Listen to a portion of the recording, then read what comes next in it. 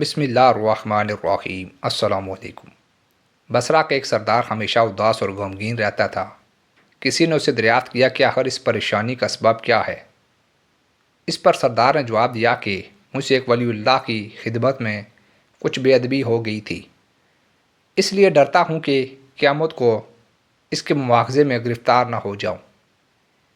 واقعہ یہ پیش آیا کہ میں ایک مرتبہ زیارت بیت اللہ کو چلا اور سب دوست عزیز و اقارب رخصت کرنے آئے۔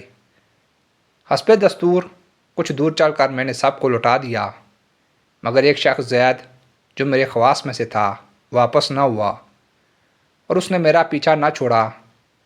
مجبور ہو کر میں نے اس کو جھڑک دیا کہ بیت اللہ کا جانا بھی کوئی آسان سمجھا ہے جو پیدل چلنے کو تیار ہو گیا۔ میرے ساتھ نہ آ اور جس راہ سے تیرا جی چاہے چلا جا۔ کہنے لگا، ہے آقا، کیا اللہ اس پر قادر نہیں کہ تم کو زیادہ راہ جلد پہنچا دے اور مجھ کو بے یار و مددگار اور بلا توشہ چھوڑ دے؟ یہ کہہ کر اس نے اپنی راہ لی اور میں اپنے راستے سے چلتا بنا۔ راستے بھر کہیں وہ مجھے نظر نہ آیا، واللہ عالم کہاں پوشیدہ ہو گیا۔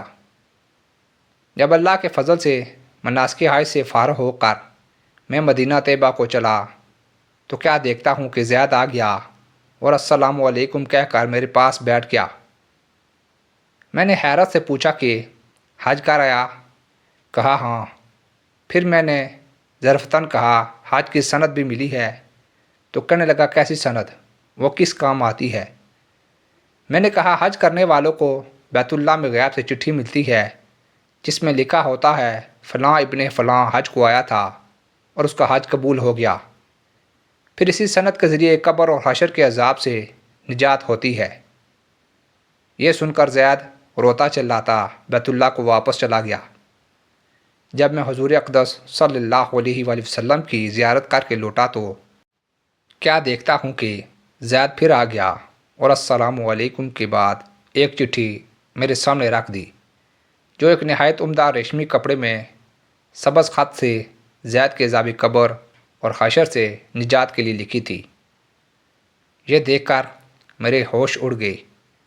پھر ذرا سکون ہونے پر میں نے معلوم کیا کہ ہے زید، بتا تو اس کی حقیقت کیا ہے؟ آخر یہ دولت و بے مثال تجھ کو کس طرح میسر آئی؟ تب اس نے بتایا کہ سنو بھائی، جب میں بیت اللہ پہنچا تو کعبۃ اللہ حاجیوں سے بالکل خالی تھا۔ اس وقت میں نے گڑ گڑا کر زار و قطار رونا شروع کیا کہ ہے مالک دو جہاں، کیا غریب گنہگاروں کا حج بھی قابل قبول نہیں جو مجھ کو حج کی سند نہیں ملی؟ کیا غریبوں کا کعبہ اور صاحب کعبہ اور ہے جو وہاں جا کر سند لاؤں؟ مجھ کو قسم ہے تیری عزت و جلال کی، جب تک چٹھی نہ پاؤں گا کعبے سے باہر نہیں جاؤں گا اور روتے روتے یہیں مر جاؤں گا۔ اچانک غیب سی آواز آئی کہ ہے زید، نجات کی چٹھی لے اور جا اپنی راہ لے۔ پھر یہ چٹھی میرے ہاتھ میں آ گئی جس کو لے کر میں چلا آیا۔ یہ سن کر میری حیرت کی انتہا نہ رہی کہ اللہ اکبر، اس شخص کا یہ عالی شان مرتبہ ہے جس سے میں آج تک واقف نہ تھا۔ پھر عزت و اکرام کے ساتھ میں اس کو اپنے ہمراہ بصرہ لے آیا اور وہ چٹھی نہایت احترام و تعظیم کے ساتھ معطر کر کے صندوق میں بند کر دی۔ جب کبھی جی چاہتا تو کمال ادب و احترام سے نکال کر اس کی زیارت کر لیتا، چومتا اور آنکھوں سے لگاتا تھا اور پھر محفوظ کر دیتا۔ اتفاقاً میں کہیں سفر میں تھا کہ میرے پیچھے زید کا وصال ہو گیا۔ جب میں واپس آیا تو اس خبر سے میرے رنج کی انتہا نہ رہی کہ افسوس میں ایسے ولی کی تجہیز و تکفین میں بھی شریک نہ ہو سکا۔ پھر اچانک مجھ کو وہ چٹھی یاد آئی جو میرے صندوق میں محفوظ تھی۔ اب تو میں اور بھی بےتاب ہو گیا اور اپنے اوپر افسوس کرنے لگا کہ سفر کو جاتے وقت میں نے وہ چٹھی زید کو کیوں نہ دی۔ پھر اپنا مہر شدہ صندوق منگا کر دیکھا جو اسی طرح بامہر بند تھا۔ جب میں نے کھولا تو اس میں چٹھی نہ پائی۔ اب تو میری غم و الم کا کچھ ٹھکانہ نہ رہا اور ایک حشر کا عالم برپا ہو گیا۔ زارو قطار رونے لگا اور روتے روتے سو گیا۔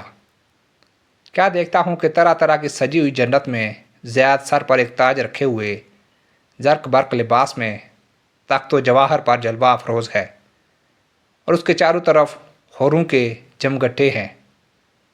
میں نے قریب جا کر سلام کیا تو اس نے کہا، ہے آقا، اس قدر پریشان کیوں ہو؟ میں نے کہا کہ مجھے یاد نہیں وہ چٹھی تو نے مجھے دی تھی۔ کہنے لگا، وہ تو یہ موجود ہے، اور اس کی بدولت یہ دولت و خشمت مجھ کو حاصل ہوئی۔ اب آپ کچھ تردد نہ کیجیے، میں اپنی من مانی مراد کو پہنچ گیا۔